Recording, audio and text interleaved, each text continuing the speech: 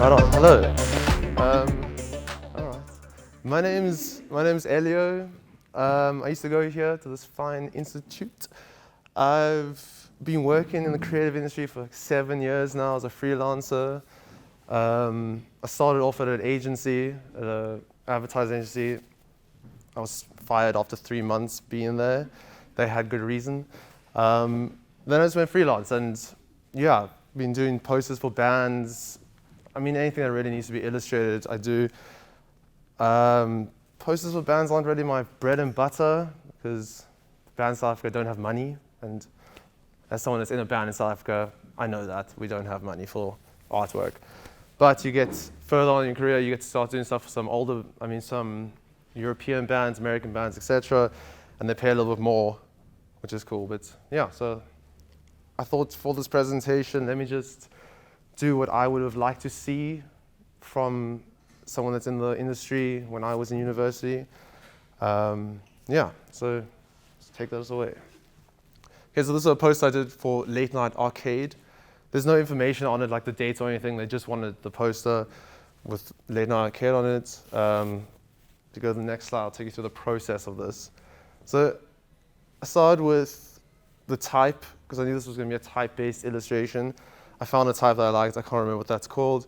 Angled it how I needed to, and then from there just added to it.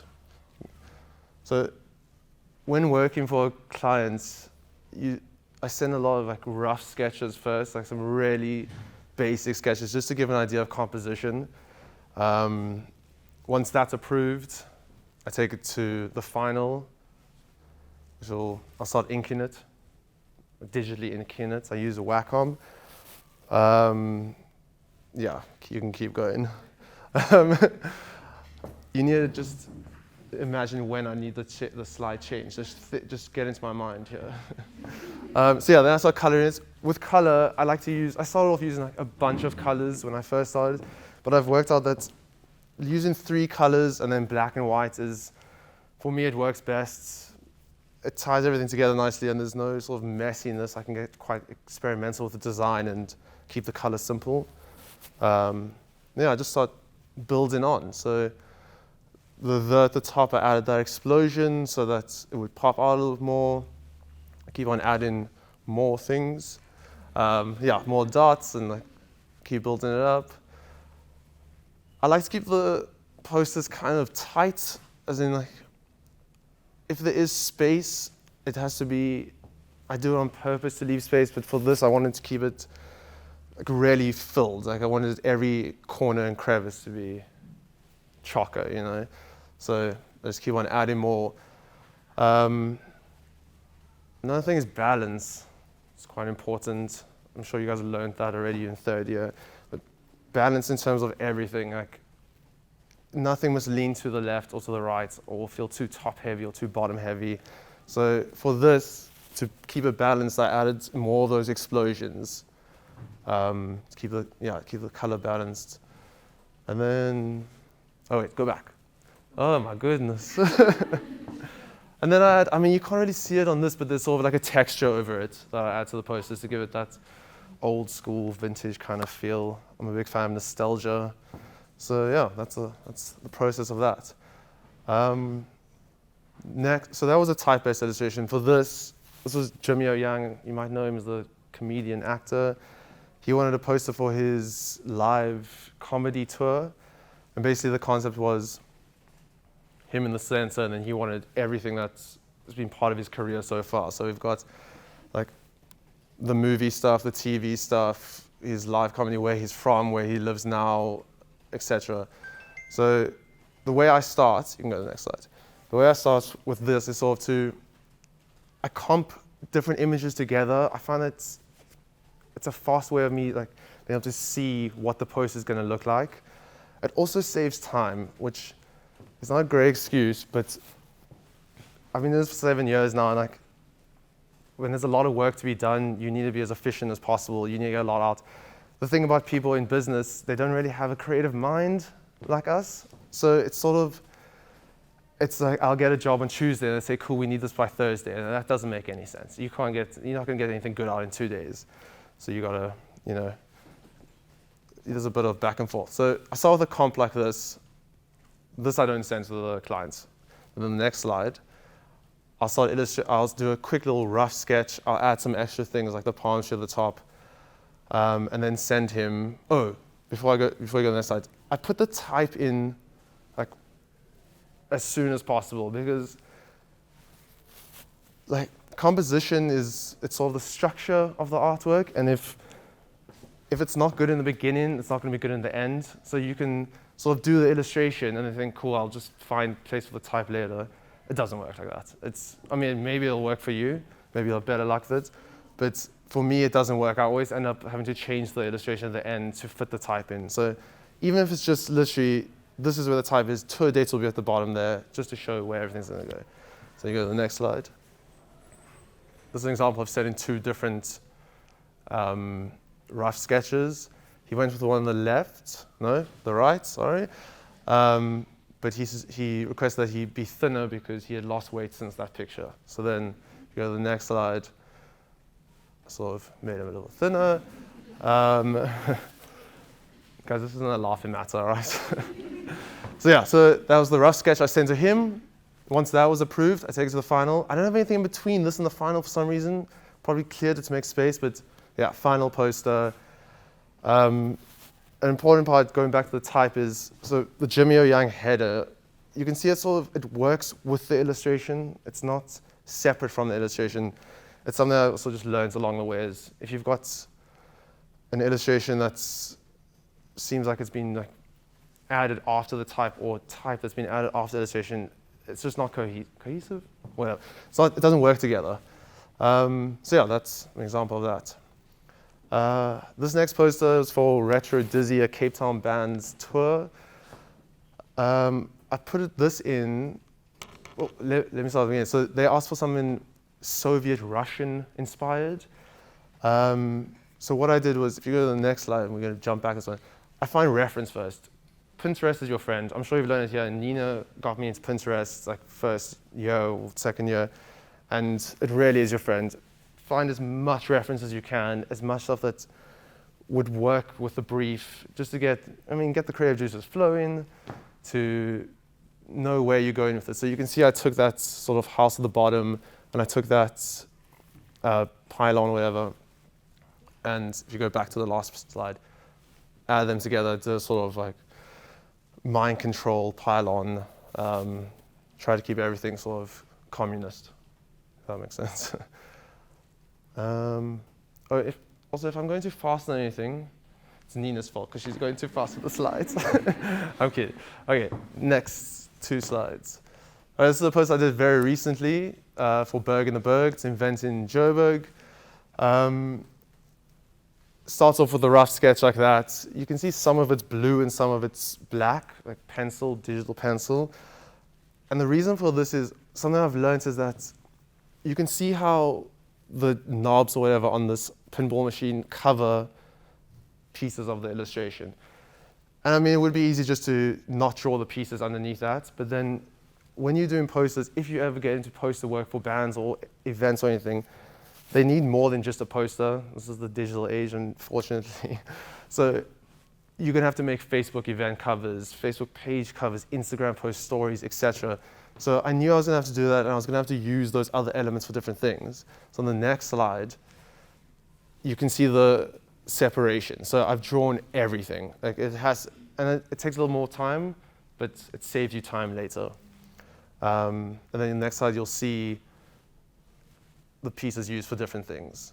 This is important. It's like I can't tell you how many times I haven't drawn it, and I've had to redraw things later on. It's just definitely take the time to draw everything.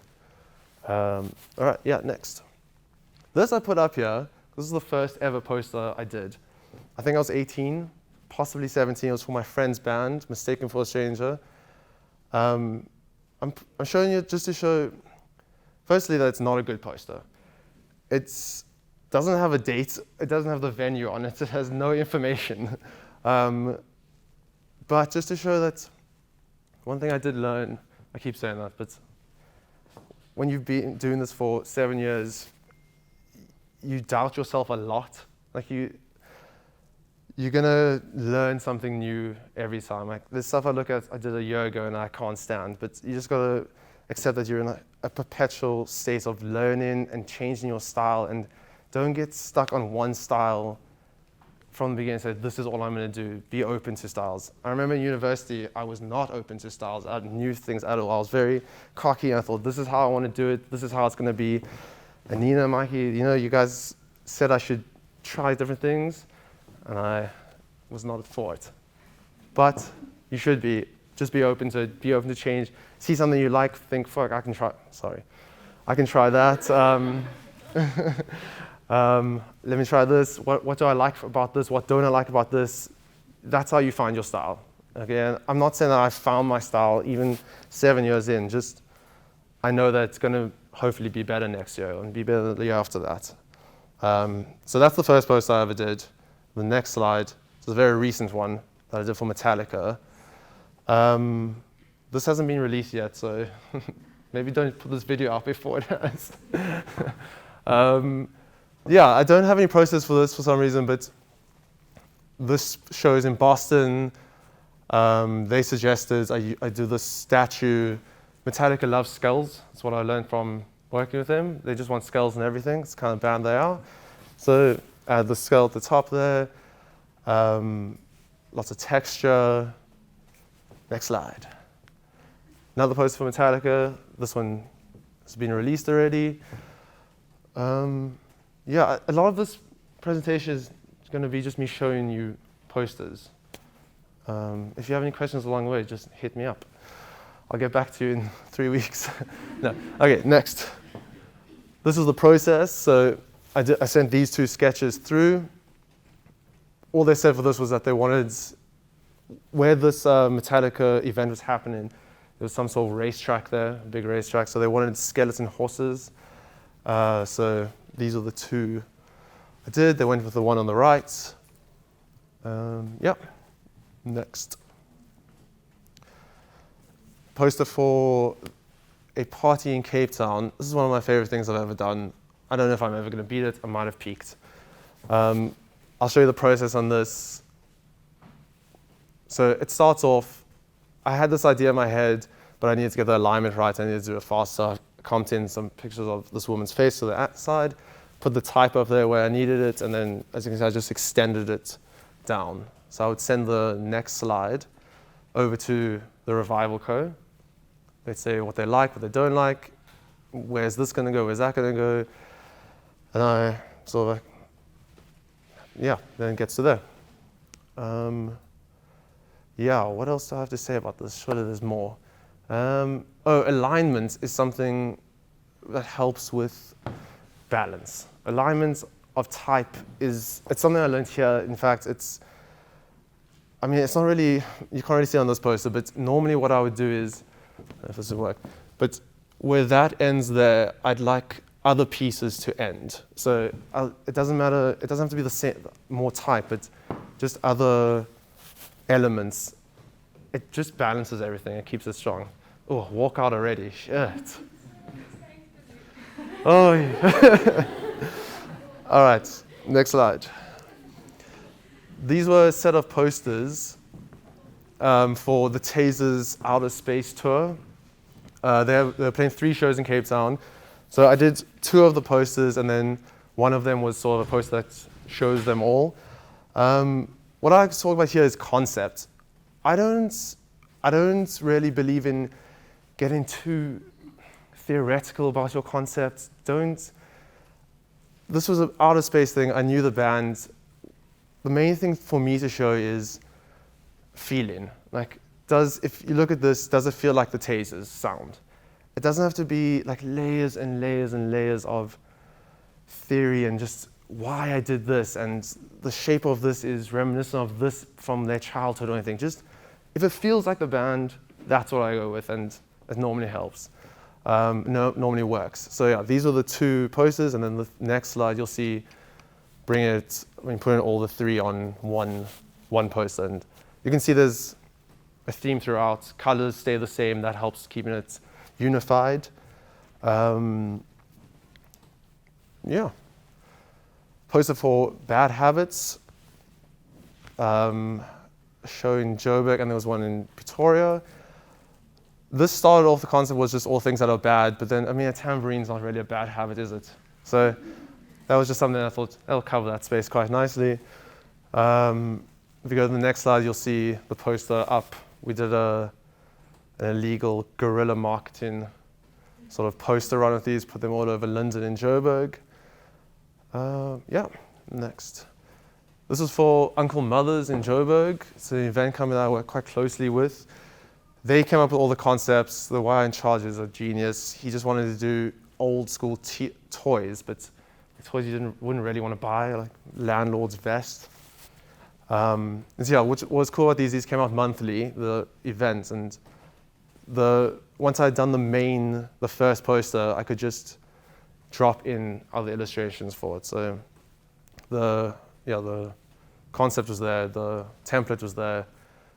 Yeah. More of the same, second-hand hands. I didn't come up with any of these, but yeah. This is a post I did for my band. It's very different to what I normally do, but this is what I'm talking about. If you see something you like and you want to try it, give it a go. There's no rules, you know. Like, the way I work, when I first started, I thought, there's got to be like, this is how all the illustrators work. This is how all the poster artists work. I've got to figure out. And along the way, you just realize, I mean, just even hanging out with people that are in the industry, you realize no one really knows what they're doing. They're just sort of doing their own, they're doing it the best way they can do it. And so, yeah, it's just have fun, I guess. Do whatever makes you happy. So, yeah, this was something very different. Poster series for a Portuguese psych rock band, Gator the Alligator. The first tour was the Dust tour. They wanted sort of space dust. So I did a croc skull in space. Then the second one was Sand tour, and they wanted a beach thing. But even though the colors aren't the same, the type of the top is sort of the same. And I brought that rocket back into this one. So yeah, just something that unifies them, even though they're different. So this was for that 70s fest this year. I wanted to do something reminiscent of proper like 70s posters and yeah, you know, like acid and psychedelics and stuff like that.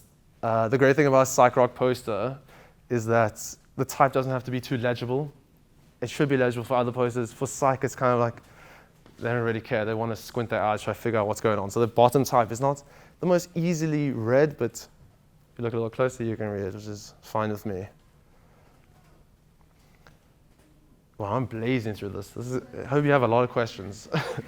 So this was for Mealy Festival that happened this year. If you go to the next slide quickly, this started off, they didn't want a poster just yet. They just needed the logo. So it started off with me just doing a whole bunch of logos. These initially were just different types that I manipulated, put into a sort of however I wanted it. A lot of people, when it comes to typography, do their own stuff, and that's amazing. I think, Nina, you actually taught me about this, is to get the spacing of type, like, do it on the computer first, so the spacing in between the letters is the same. Yeah, so that went like that, and if you go back to the last one. Then yeah, that was the main thing, and I wanted this to be reminiscent of sort of an overseas poster where the main focus is the artist playing.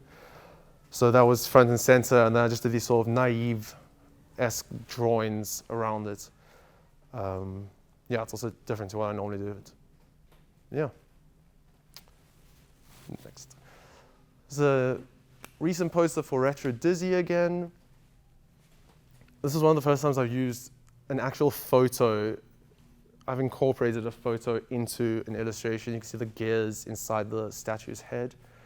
I bought that photo, which was hard, but I did it. In terms of color here, you can see that like it's very minimal, but there's that red. And it's another thing I learned here is don't use, like if you've got a color scheme of 3 colors, don't use any of the colors just once. Use them at least twice. So you can see I've added it to the type there, just minimally, but it's still, it ties it all together, it keeps it tight, you know. Yeah, and that was obviously the initial sketch, just showing where everything would be laid out. Initial sketches are important. You just going straight into something, you're just asking for trouble. You're going to have to do more work later if it doesn't work out. Get the sketch out, lay it all out so you know where everything's going to go, and go from there. Keep on adding. All right, so the next one's poster series for a sort of like a well-organized frat party in DC called Black Greek Festival. This is an example of me not agreeing with the guys involved. They sort of had they had a very, they just wanted to show everything without it being conceptual anyway. So they wanted to show, oh, we have food trucks there, put a food truck in. We sell these things, put that in. Put the artists that are there and the MCs, we need to show them on the poster, which I don't agree with. That's just me. I prefer something that shows the feeling of the events, encapsulates in a different way, as opposed to just sort of, we're a music festival and we have parties and people dance, show that, But you acquiesce, and you got to find a common ground. I started off being very much like, I'm doing what I want. And if you don't like it, then, almost saw there, but I didn't. But now you sort of, you've got to come to the party. You want to get paid in the end of the day. You'll see the next one. All three of these, they have, again, the same color scheme. It all works together. That's what I can say about those.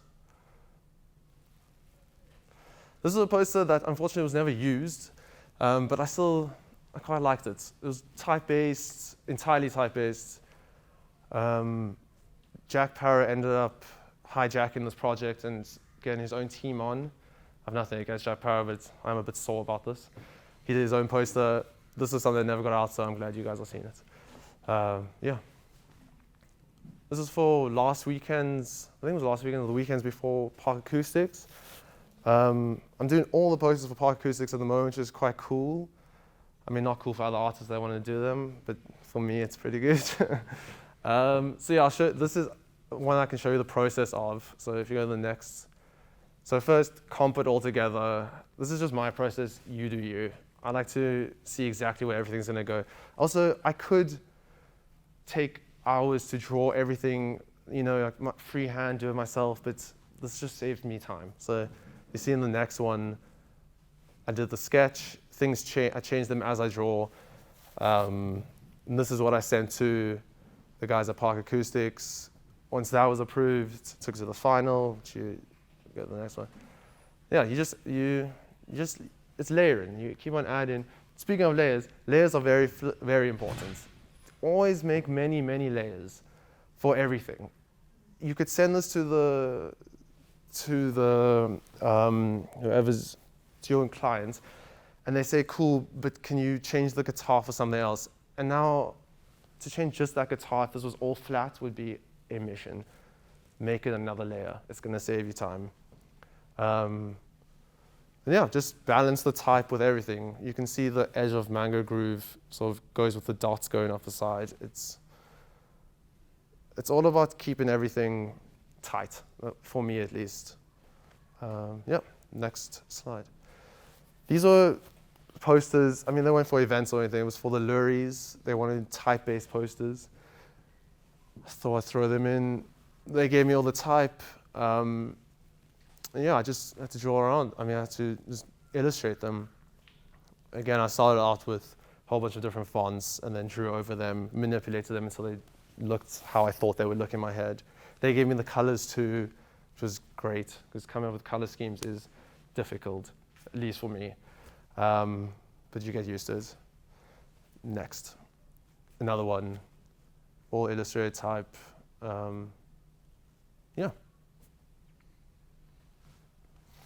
This isn't real. This is for a friend's birthday. He's a big fan of this movie.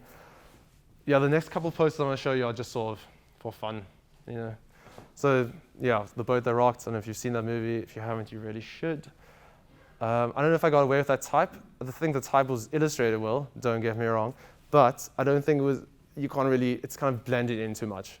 But then it was for a friend's birthday, and I thought, I'm not getting paid for this. I don't have time for this. I'm a busy and important man. No. So yeah, that's how that came out.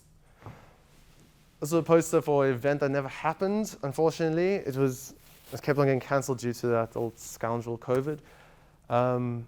Yeah, something different. What I did here was I used Illustrator, which I don't often use, but I used Illustrator to make the shapes, just a basic, and then, yeah, I drew over that and manipulated that until it got to where I needed it. Yeah. Poster for Shadow Club. I did their album artwork for this album, and so they wanted a poster that sort of showed that for their tour. So yeah, it kind of comes out like a movie poster, same colors as the album artwork. Yeah. Warm-up party for that 70s Fest. This is an example of keeping things really tight. Like, I could have left it without those sort of pink, I don't know, are they flames? Are they leaves? I don't know. I could have done it without all of that. But I thought I want to fill the space and not take away from the other things. So yeah, it all fits really tightly together. Yeah. Oh wait, go back one more. So the type here at the bottom, that's a font. Okay, but you can see it's kind of squiggly, and I use a brush that's made to mimic like ink. So I needed the type.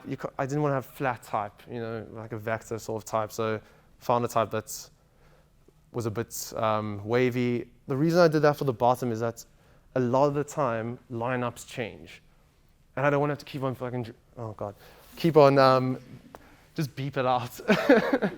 I didn't want to keep on redrawing the type every time they wanted to change it or change the date. It's just efficiency is key without losing quality. Quote me on that. So yeah, that's what I did over there. And if you go to the next slide, that's the end of the presentation. Yeah.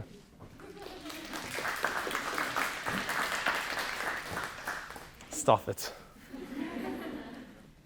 Any questions, guys? What program do you use to? It's an excellent question. So I use a combination of a program called Clip Studio Paint, Formula Manga Studio. I think it's the best. For me, it's the best program. It's got tons of brushes, and you can buy other brushes, and it just gives me it gives me the closest feeling to drawing traditionally than actually drawing traditionally. I used to do everything by hand, like pencil everything first, ink it with a brush, scan that in, and then color it. But yeah, once I bought a Wacom, drawing digitally was just the best way, and that was the best program I could find. Oh wait, sorry. And I use Photoshop and Clip Studio Paint. Illustrator I don't use very much because I just don't find it user-friendly. That's just me. I can't work my head around it.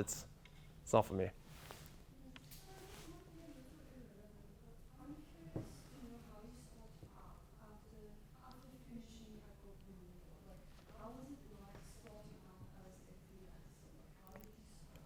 So when I graduated from here, I went straight into a job. I went straight into like a proper 9-to-5 corporate advertising agency. And yeah, it was good I learned a bit in those 3 months. Like I learned requests from clients and stuff. And I think it is important to do before just going straight freelance. You don't make much money in the beginning. I started working on the freelance stuff while I was at this job until it got to a point where I was making as much or just below what I was making at the job. And I feel like that's a good place to think, okay, cool, maybe this is something I could do, like a freelance, I can do this by myself. And from there, it's really just undercharging. You want to build a portfolio, so it doesn't matter what work comes your way, it's going to be someone that doesn't have any money, just do it. Get the portfolio work, get experience that way until eventually get to a level where you're like, cool, I can start charging as much as I want, and every year, up your prices. This year I decided to up them quite a bit, and I'm like a lot of people are saying no, and that's fine, but just know your worth. And don't worry about what other people think you should be charging, because that's also, if you think you get enough for this job, then that's enough. It doesn't have to be what other people are thinking. You.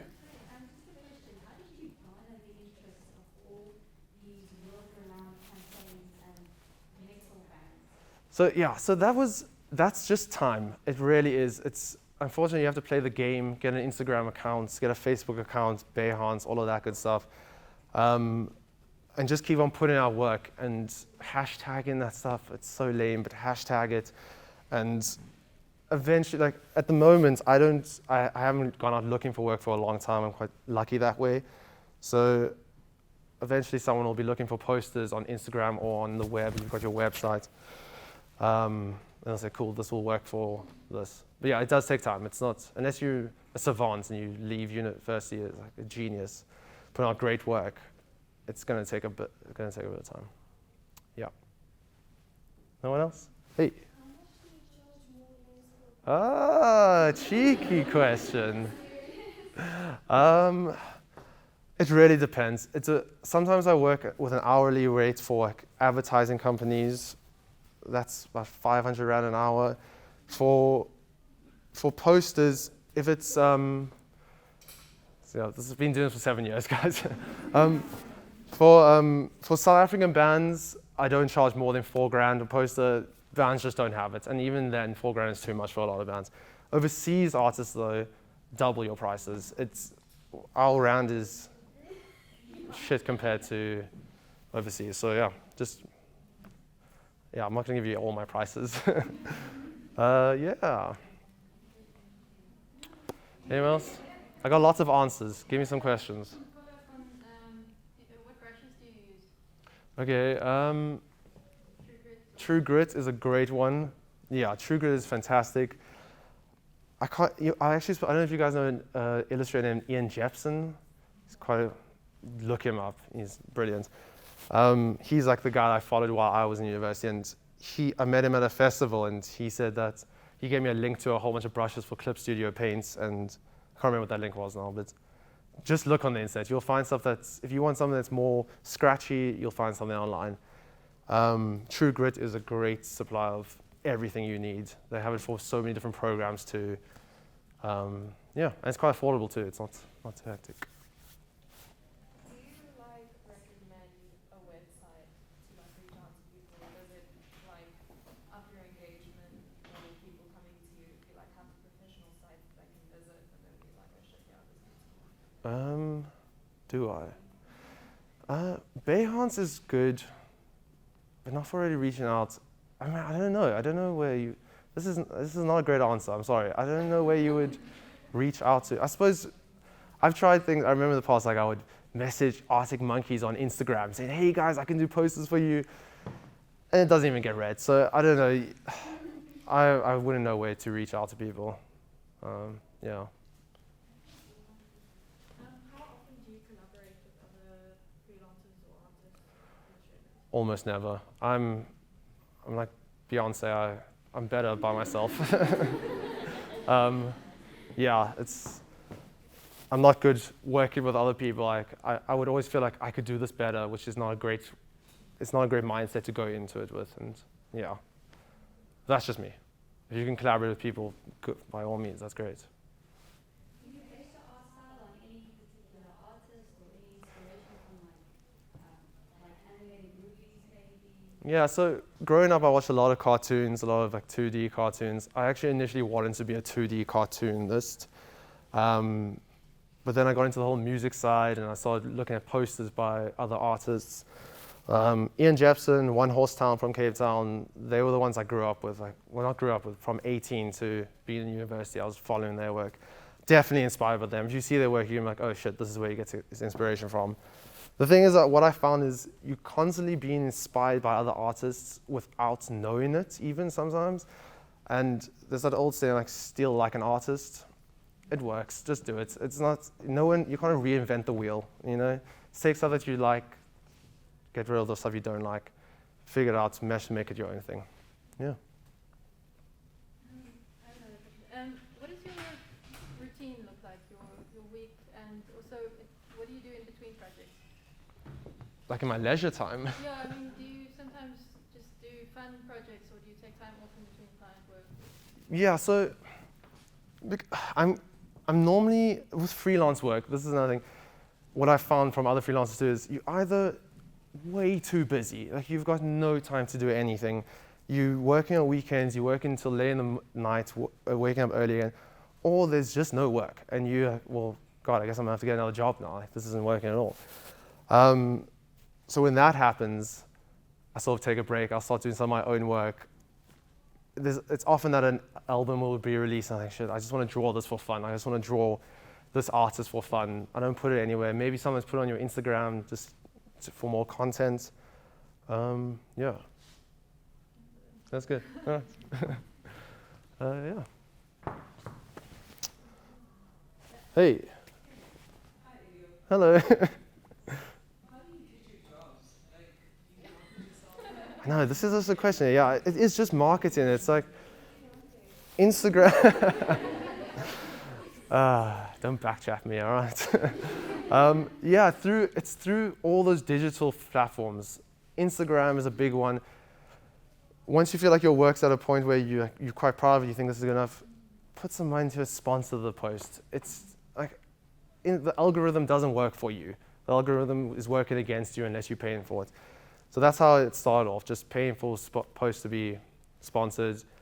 Now it really is just, I just hope that someone will come across my account and be like, cool, we need a poster, here's an Illustrator. I've heard Google, that whole Google thing is quite good too. So if, you know the Google thing. No, that Google thing where if you type in Illustrator poster, yours will be the first one that comes up. SEO, there you go. Yeah, it's literally just, for me, it started off word of mouth, and that is kind of how it is now, I think, too. So someone will come across a poster and say, well, who did this poster? I need an event poster. Let me find out who did it. And hopefully whoever's putting yourself out there put your tags there, puts your contact or whatever it is, and then hopefully they can find you. But it is that. In the beginning especially, it was very much word of mouth. I was doing as many jobs as I could to get out there, not getting a lot of pay from it, just so I could get out there. And yeah, eventually, the ball keeps rolling, I guess. Yeah. Cool. You? Yes. So I've seen some of your stuff on limited edition. Oh, yeah. I actually bought one or two of your posters too. Thanks. That's obviously a great way also to use other people's platforms. That's a great point. Yeah, exactly. So, and also there used to be exhibitions before COVID, there were a lot of exhibitions for illustrators. That's a great way too. Limited edition is great because they just have all the space for movie posters. And for that, it's not even a case of Russell, that's the owner, saying, hey, we need this poster done. It's sort of, I'll do something for fun in my leisure time. I'll see a movie I like and I'll do something for fun and I'll put it on my Instagram and then, God, I hate how much I rely on Instagram. But I'll put it on Instagram and then he'll be like, hey, that's quite cool. We can put this up at our shop. And then it goes from there. Yeah, that's a great way to get your work out there. Yeah. And are you managing all the stuff yourself, the Instagram and the Yeah, all the freelance stuff. I mean, my one friend, she's a photographer and she has someone managing her whole Instagram and everything. She pays the person, but I do everything. Like, I need to know when to post. You need what time is the best time, the hashtags, and then also being a freelancer, you're doing everything yourself. Like, you have to make sure you get paid. A big thing is get your deposit before you do anything, because I can't tell you how many times people have just been like, well, we're not paying you, and that's it. So get your deposits. I do 50% beforehand, and then the other 50% on completion. Yeah. Anything else, guys? Okay. How long does it take you to create one of the posters, like for Metallica or something? So I work quite quickly, which is something to my detriment. I like to see the finished product as fast as possible. So it'll take me like the Metallica one, after sending the sketch and getting, like, if there was any revisions with the sketch, it takes me maybe a day or two to get it out. I ask for 2 weeks though, just because there's other stuff I have to do. And what's nice about having 2 weeks is that I can feel like I finished the poster and not send it. Come back to it like 2 days later, I'm like, cool, I can add this. I can move the type here. This shouldn't be here. This isn't balanced here. Yeah.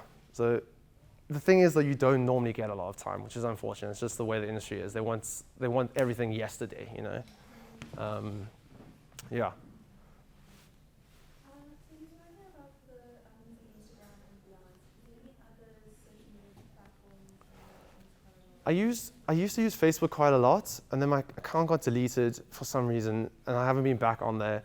But Facebook was quite good. I don't know if it is anymore. Instagram is the best though, as far as I've seen.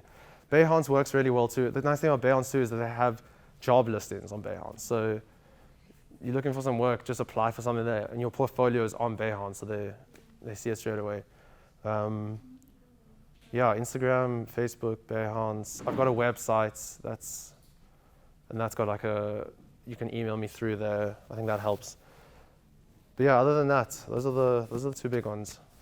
Yeah, and use hashtags. It's the weirdest thing, but just use them. Yeah. So at the beginning, I just like anything like that's gone.